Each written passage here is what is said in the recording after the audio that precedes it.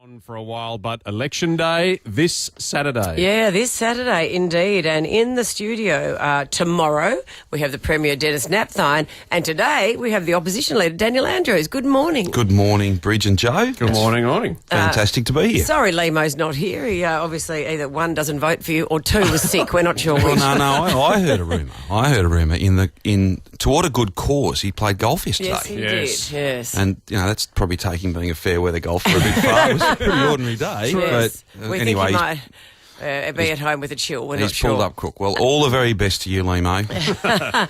Now, Daniel, tell me, I've noticed taking a casual approach with your campaign outfit in that you are not sporting a tie these days. I think the less you can wear a tie, the better. Yeah. So, look, it's good you do lots of different events, and we're on and off the bus and talking to lots of different people. I've worn a suit a few days when it was the most appropriate thing to do, but you just got to be comfortable and then work really hard, and the hours are long, and this is much, much easier. Yeah. Now, what we're going to do, we thought, because there's a few things we want to get through, to avoid political spins. Sometimes politicians can keep going on. None of that. We have a little sound, so if you listen to this, Okay. and if you hear this, you must It's a Family Feud sort of buzzer. Yeah, it's better than that. It's this.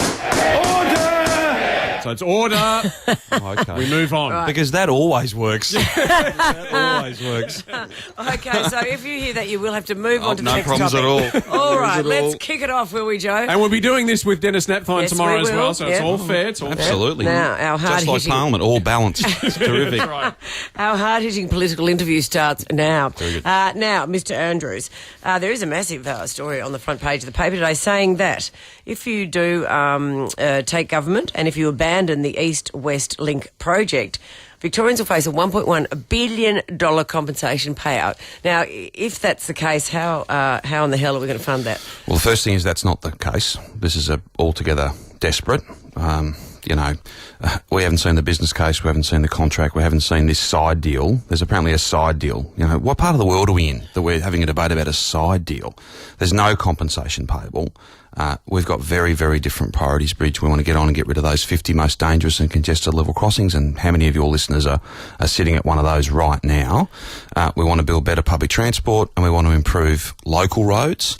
We've been very positive. I'm very optimistic about the plans we've got, and we're going to get on and build those things. That's the choice that we're giving Victorians, and there's no line in that. There's no spin in that. That's just what's needed.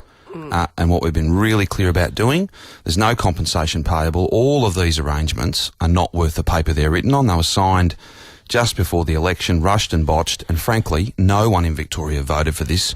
So you can guarantee that we will not be stuck as taxpayers with that massive compensation bill? Well, the thing is this. You've got the government coming up with this number. That number doesn't accord with the Treasury, so the government's own departmental officials couldn't put a number on it, wouldn't put a number on it a couple of weeks ago. You've got the Premier and the government running very tired, very desperate negative ads on TV with a different set of numbers. This is all over the place. It's a little bit like Tony Abbott. Say anything before the election.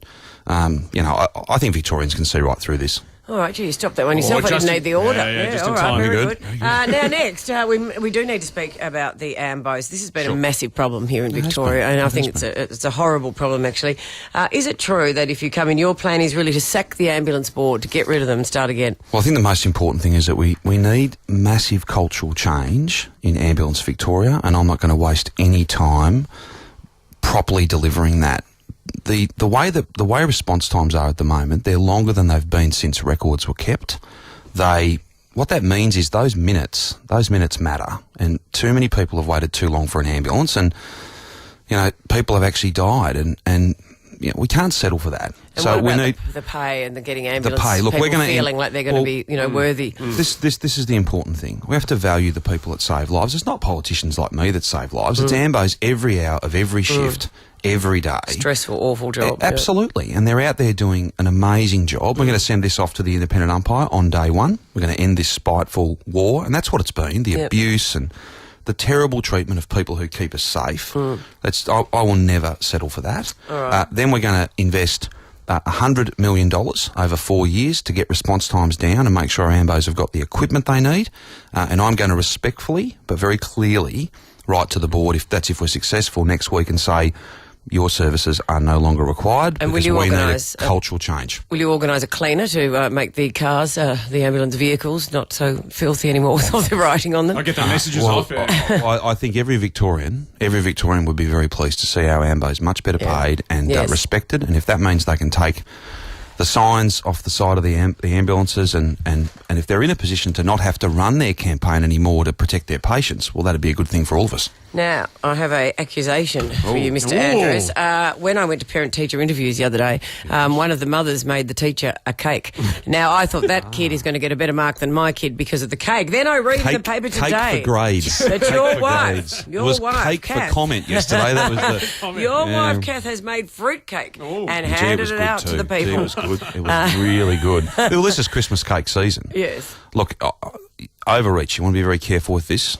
But I did play a role in the baking of these cakes. What? What? I got a couple of hours off on Sunday afternoon and Kath left me a list. It was like a science experiment. There was every minute plotted out. She took the kids out to do something. And I had the most detailed instructions. Change the shelves at 1:15. Rotate the cakes at 1/2. Then get this, and there's an arrow pointing to a skewer. Get this and test the centre of the cake with if wet, not ready yet. It was quite amazing. Well, this is where you've gone wrong, though. We like bribery here at Gold. Where's our cake? Sorry. Oh, it's all Oh, gone. yeah, no. That, Oh, well, we'll see what we can arrange. Sorry. We'll see what we can... yeah, all right. All right. Well, look, Catherine I will be think, listening. Catherine yes. will be listening, and you never know. Tell Catherine it's never too late to send us a bribe. We love a bit of... absolutely love a cake. Now, to know about a potential premier, we need to know the most important question. Who do you barrack for? I barrack for Essendon. Essendon? Which is a burden these days. But what a burden. We just want to get off the front page of the paper and get onto the back. That's Yes. where we want to go. You got to stick. Absolutely. Loyalty is very, very important. All right. And if you do become premier on Saturday, what will you do? Get on and deliver the plan that we've outlined, which is an optimistic and positive plan. We're not about tired old negatives, because I just don't think tired old negatives will get those ambulances there on time or fix TAFE, which has been smashed in the last 4 years. We've got the highest unemployment rate on the mainland. I will never, ever settle for that, and no one should. I want to build a better public transport system, because you can't say to people, look, leave your car at home and get onto a second-rate public transport system. I don't think people will do that, and I won't ask them to. Schools, hospitals, all those things. Moving on. All those things. And we won't waste a day doing it, Bridge, because we just can't have 4 more years like the last 4. All right. Well, good luck for the weekend, Daniel Andrews. Thank you very much for joining us today. We'll let you get on with your busy last few days of campaigning. And thank you so much for having us on. Thank you. And Dennis Snapthine in the studio, same time tomorrow.